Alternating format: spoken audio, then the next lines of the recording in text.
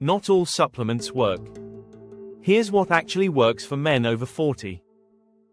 If you want muscle and vigor, heart and metabolic health, and better sleep and stress resilience, this is your video. If it's not supported by real studies or practical outcomes, it's not on this list. Welcome to Longevity Compass. We make science-backed strategies simple so you can live longer and stronger. Please tap like and subscribe so we can keep bringing you the best. And before we dive in, check the description for trusted recommendations and our book on Amazon. You never have to buy anything, but we've curated high-quality essentials our community relies on. What changes after 40? Let's start with what shifts under the hood. After 40, your body gets slightly less responsive to the same protein dose you ate at 25. Scientists call this anabolic resistance. You can still build muscle very well, but you need to be more deliberate. That means crossing a higher leucine threshold at meals and aiming for a total daily protein target around 1.2 to 1.6 grams per kilogram of body weight. Strength training plus smart protein timing still drives results in your 40s, 50s, and beyond. Other changes sneaking in: blood pressure, fasting glucose, and ApoB may creep up over time. Recovery can feel slower. Sleep quality can wobble. That's why the right supplements are targeted. They support what matters most at this stage, and they work best when layered on top of consistent training, nutrition, and sleep. Tier 1, foundational supplements that actually move the needle. Let's build your base with the most reliable tools first. Think of these as your essentials if your goal is strength, longevity, and function. Creatine monohydrate. This is still the best validated supplement for strength and lean mass across ages. In men over 40, creatine supports performance and complements resistance training with solid safety data in healthy users. You don't need fancy forms. 3 to 5 grams per day of creatine monohydrate is the play. Take it any time that works for you. Pair it with training several times a week and your muscles will thank you. If there's one supplement most men over 40 should consider, it's this. Protein powder. This isn't a magic muscle drink. It's a reliable tool to help you hit your daily protein target. Whether you choose whey, casein, or a quality plant blend if you're dairy-free, your goal is simple. Hit that 1.2 to 1.6 grams per kilogram per day, and distribute protein across meals. You want each meal to cross roughly 2.5 grams of leucine, which you'll naturally accomplish with a solid 25 to 40 grams of high-quality protein per meal. Leucine pills alone are not the shortcut. Real protein plus training is still the best strategy. Magnesium. Think of magnesium as a quiet helper. Meta-analyses show modest reductions in blood pressure. Some men find it helps with sleep quality and stress, though the evidence is mixed. The form is more about tolerance than magic absorption. Magnesium glycinate is generally gentle and pairs well at night. Magnesium citrate can help if you struggle with constipation. Aim for 200 to 400 milligrams elemental in the evening. If you have kidney disease or you're on certain medications, check with your clinician. Vitamin D3, the reality in 2025 and beyond. This one matters, but not the way social media made it sound. New guidance now emphasizes not mega-dosing vitamin D in healthy adults under 75. Stick to the RDA unless you have a clinical indication or you've been diagnosed with low levels. Most adults who are not deficient do fine at 600 to 800 U per day from diet plus supplements. Save high dosing and frequent testing for specific cases under medical guidance. Omega-3s, when to consider them. Food comes first here. If you eat fatty fish twice per week, you're likely covering your base. For some people who don't eat fish, a 1 gram per day combined EPA plus DHA supplement can be reasonable. but it's not a universal must. There is a signal for higher atrial fibrillation risk at high supplemental doses in some trials. If you're at risk or you're considering higher dose fish oil, discuss it with your clinician. And if your cardiologist mentions icosapent ethyl, EPA only, that's a prescription medication for high-risk individuals already on statins. It's not the same as generic fish oil. Tier 2. Targeted add-ons based on your goals and labs. Now we get personalized. These are not must-haves. They're smart tools if your goals or lab markers point in these directions. For muscle, performance, and joint comfort, creatine is your base. If you are very detrained, frail, or starting rehab, HMB at 3 grams per day may offer small performance benefits like improved gait speed when combined with exercise. If you're already training well and eating enough protein, HMB is not essential. For joint comfort, collagen peptides can help. Choose hydrolyzed collagen at 10 to 15 grams per day, and add 50 to 100 milligrams of vitamin C to support collagen synthesis.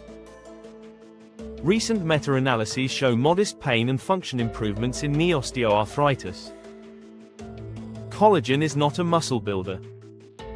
It's a joint and connective tissue ally, particularly helpful if your knees complain after squats or you want your tendons to feel supported. For cardiovascular and metabolic health, psyllium is an underrated giant. It's a soluble fiber that can lower LDL cholesterol and improve glycemic markers. Over 8 to 12 grams per day, divided across meals, delivers meaningful reductions in LDL and steady benefits for fasting glucose and HbA1c. Start low and drink water. Your future heart will be grateful. Taurine is emerging with promising data in humans. Doses from 1.5 to 6 grams per day have shown improvements in blood pressure, waist circumference, and glycemic control in people with metabolic syndrome. A recent randomized trial in type 2 diabetes showed better glycemic markers with taurine. Start at the lower end, divide doses, and assess how you feel. CoQ10 can be excellent if you're on a statin and experiencing muscle aches. Studies show 100 to 200 milligrams per day can reduce statin-associated muscle symptoms for many men and may slightly lower systolic blood pressure. It's safe, and a 6 to 8 week trial is reasonable if you're symptomatic. Nitrate or beetroot juice can reduce systolic blood pressure and support endurance at doses that deliver around 400 to 800 milligrams of nitrate per day or 70 to 140 milliliters of concentrated beetroot juice. Avoid if you're on nitrate meds or at risk for hypotension. For sleep, stress, and recovery, magnesium glycinate was already mentioned. Another simple tool is glycine at 3 grams 30 to 60 minutes before bed. Small trials show improved perceived sleep quality and less next-day fatigue. It is inexpensive, well tolerated for most, and it's a great experiment if your nights feel restless. Testosterone, libido, and prostate, what's real versus hype? This is where most men get misled. Ashwagandha appears in many stacks for stress and small testosterone changes, but there are increasing case reports of liver issues, especially with questionable products.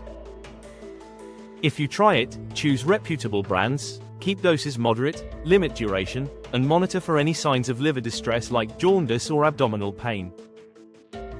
It's not a must-have. Tonkat Ali shows modest improvements in testosterone, libido, and mood in some smaller studies, but product quality varies, and safety data are not robust long-term. If you experiment, use third-party tested products and take periodic breaks. DHEA is a hormone, not an herb. The evidence for older men is mixed at best, with small body composition shifts and potential downsides. It is banned in sport. If you have true hypogonadism confirmed on repeat morning labs, talk to your physician about proper medical therapy, not DIY hormones. Vadogia agrestis has no meaningful human data and concerning animal toxicity signals at high doses. That's a pass. Saw palmetto is regularly touted for urinary symptoms and prostate health. The latest reviews do not show compelling improvements over placebo for many men. If you have urinary symptoms, see a urologist first. What to stop doing? Myth busting in 60 seconds. Stop mega-dosing vitamin D unless your clinician told you to. New guidelines recommend sticking to the RDA for most healthy adults under 75. Stop assuming fish oil is mandatory. Food first. Supplements have a place for certain people, but at high doses they may increase atrial fibrillation risk in some populations. Stop taking high-dose zinc daily. Over 40 milligrams per day for long periods can trigger copper deficiency and even neuropathy. Use zinc sensibly and consider copper balance only under guidance. Stop treating iodine like a toy. Too much or too little can disrupt thyroid function. Only take it if you and your clinician identify a need. Quality, safety, and interactions. How to buy like a pro. Look for USP verified or NSF certified for sport on supplements when possible. These programs test identity, purity, and contaminants and audit manufacturing facilities. It's not perfect protection, but it dramatically reduces risk. Be careful with herb-drug interactions. Berberine can interact with medication metabolism. Curcumin paired with piperine can alter drug levels. Magnesium can bind certain antibiotics or thyroid meds, space them apart by a few hours. Nitrates can interact with some blood pressure medications. If you're on metformin, ask your clinician to check B12 periodically. Long-term use can reduce absorption. If your cardiologist mentions EPA-only therapy for high triglycerides, that's a prescription medication, not a supplement. Mini stacks that actually work. Let's make this easy to follow with 3 simple stacks. Stack 1 Muscle and Vigor Stack. Creatine monohydrate at 3 to 5 grams per day. Daily protein target at 1.2 to 1.6 grams per kilogram, distributed across meals to cross that leucine threshold. Optional HMB at 3 grams per day only if you're frail, very detrained, or starting rehab. Train 2 to 4 times per week with compound lifts and good form. Stack 2 Metabolic and Heart Stack. Psyllium at 8 to 12 grams per day in divided doses. Taurine between 1.5 and 3 grams per day to start. CoQ10 at 100 to 200 milligrams per day if you're on statins and experiencing muscle symptoms. Consider beetroot juice or nitrates if your blood pressure needs a nudge and your clinician gives a thumbs up. Stack 3 Sleep and Stress Stack.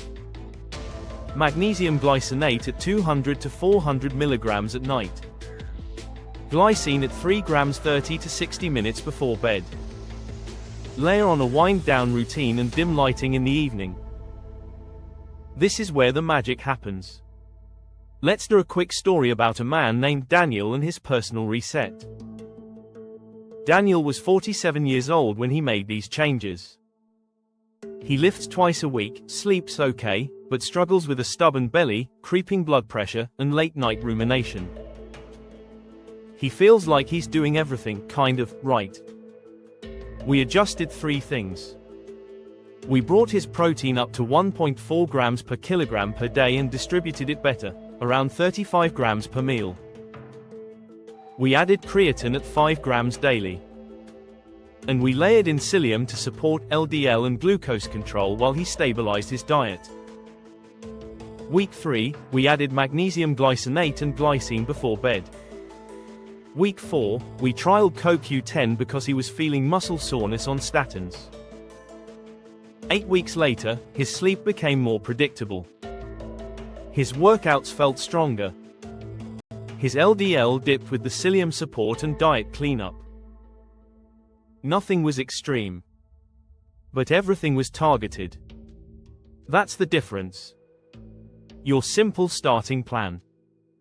If you want the most efficient place to start, take creatine monohydrate at 3 to 5 grams per day. Increase protein to 1.2 to 1.6 grams per kilogram per day and distribute it across meals. Add magnesium glycinate at night if your blood pressure, stress, or sleep could use support. If your cholesterol and glucose need help and you tolerate fiber well, add Psyllium. If you're on statins and feeling muscle aches, try CoQ10 for 6 to 8 weeks. And keep vitamin D3 reasonable, unless your clinician is treating a deficiency. Before you buy, quick buyer's guide. Forms that matter: creatine monohydrate, magnesium glycinate or citrate, hydrolyzed collagen. If you use fish oil, choose products with quality testing and freshness safeguards. Labels that matter: look for USP verified or NSF certified for sport where possible. These programs reduce the chance of contamination and label fraud. And always scan your routine for possible interactions if you're on prescribed medications. Before we wrap up, a quick reminder to open the description. We've listed foundational picks our audience consistently trusts: creatine, magnesium, omega-3s for those who need it, vitamin D3 plus K2 at reasonable doses, and a high-quality multivitamin and probiotic. We've also linked our book Longevity Compass for those who prefer everything in one place. You never have to buy anything, but if you want a simple, vetted starting point, we've done the homework. Those links support the channel at no extra cost. Some final words. After 40, targeted tactics will beat out trends. Don't chase every capsule in your feed.